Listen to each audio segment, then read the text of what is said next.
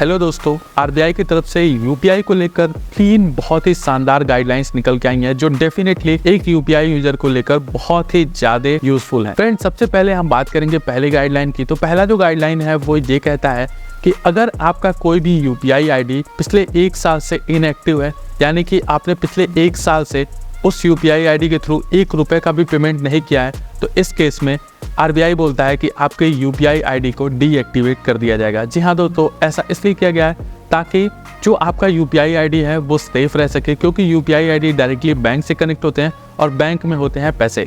तो ये फ्रॉड करने वाले जो है वो आपके यूपीआई आईडी को टारगेट करके आपके बैंक से पैसे निकाल सकते हैं।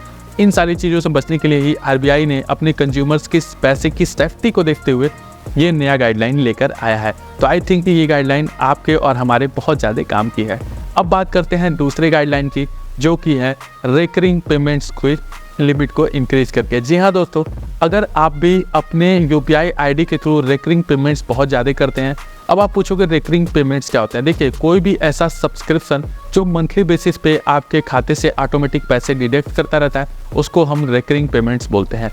तो अभी तक जो रिकरिंग पेमेंट्स के लिमिट्स थे वो थे सिर्फ 15,000 रुपये पर मंथ। जी हाँ दोस्तों, 1 महीने में सिर्फ 15,000 रुपये तक के ही रिकरिंग पेमेंट्स आप कर सकते थे। उसके बाद आप रिकरिंग पेमेंट के लिए एलिजिबल नहीं होते थे।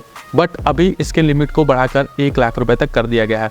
बट दोस्तों, जानने वाली बात यह है कि जो 1 लाख रुपये के पेमेंट को इंक्रीज किया गया है वो हर तरह के सब्सक्रिप्शन पे लागू नहीं होगा। इसके लिए आपको म्यूचुअल फंड्स में अगर आपको इन्वेस्ट करना है तो वहाँ पे ये 1 लाख रुपए तक की लिमिट का रिकरिंग डिपॉजिट्स आप कर सकोगे। साथ ही साथ अगर आप इंश्योरेंस पॉलिसीज़ वगैरह पे करना चाहते हो तो वहाँ पे भी 1 लाख तक के रिकरिंग पेमेंट्स काम करेंगे। और उसके अलावा अगर आप क्रेडिट कार्ड के बिल के पेमेंट्स के लिए यूज़ करोगे तो भी आपका लिमिट 1 लाख रुपये तक काम करेगा।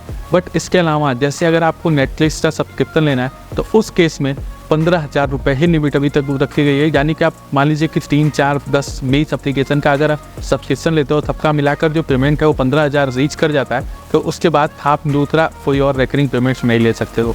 तो ये ध्यान रखिएगा, जो 15,000 की लिमिट है वो बरकरार है, बट वो शॉपिंग के लिए, अदर किसी चीज़ के लिए है। लेकिन क्रेडिट कार्ड, म्यूचुअल फंड और इंश्योरेंस पॉलिसीज़ के लिए इस लिमिट को बढ़ाकर 1 लाख रुपए तक कर दिया गया।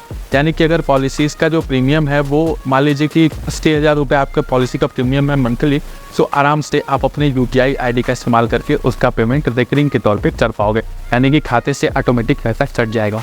और जो तीसरा गाइडलाइन आया है दोस्तों, वो बहुत मज़ेदार है और वो है आपके पेमेंट्स के लिमिट को इंक्रीज कर दिया गया है। अगर आप यूपीआई आईडी से बहुत ज़्यादा पेमेंट करते हो तो आपको पता होगा कि अभी तक आप यूपीआई से सिर्फ 1 लाख रुपए तक ही पेमेंट कर पाते थे, जिसे अब बढ़ाकर 5 लाख रुपए तक कर दिया गया है। बट यहाँ पर जानने वाली बात यह है कि ये जो 1 लाख रुपए से बढ़ाकर 5 लाख की लिमिट दी गई है, ये सिर्फ 2 ही जगह आपके काम आएगी। पहला, हॉस्पिटल्स में अगर कोई भी हेल्थ केयर सर्विस के लिए पेमेंट करना है।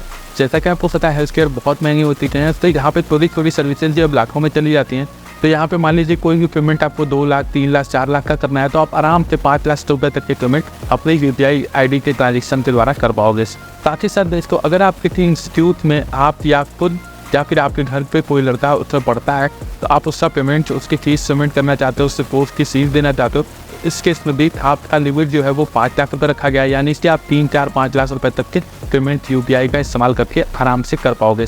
बट फ्रेंड, जो पहले लिमिट थी शॉपिंग की, जैसे आप मान लीजिए टिकट बुक करना हो, आपको होटल में मतलब कमरे का किराया देना हो, या फिर आपको कुछ ठीक करना हो उस केस में, या फिर आपको मॉल से शॉपिंग करना हो, तो उस केस में अभी भी जो लिमिट है यूपीआई की वो सिर्फ 1 लाख रुपये ही है। यानी जो 5 लाख की लिमिट बढ़ाई गई है वो सिर्फ 2 जगह काम आएगी, हॉस्पिटल्स में और एजुकेशनल इंस्टीट्यूट्स है। तो उम्मीद करते हैं कि ये जो तीनों गाइडलाइन है ये आपके थोड़े बहुत यूजफुल होंगे। आपको अगर वीडियो अच्छी लगी हो, सारे के सारे इन्फॉर्मेशन अच्छे लगे हो, तो प्लीज़ वीडियो को लाइक कीजिएगा, इस चैनल को सब्सक्राइब कीजिएगा और अपने दोस्तों के साथ ये इन्फॉर्मेशन शेयर करने के खुद को मत रोकिए। जी हाँ दोस्तों, फिर मिलते हैं किसी नए वीडियो में किसी नए टॉपिक के साथ। Good bye.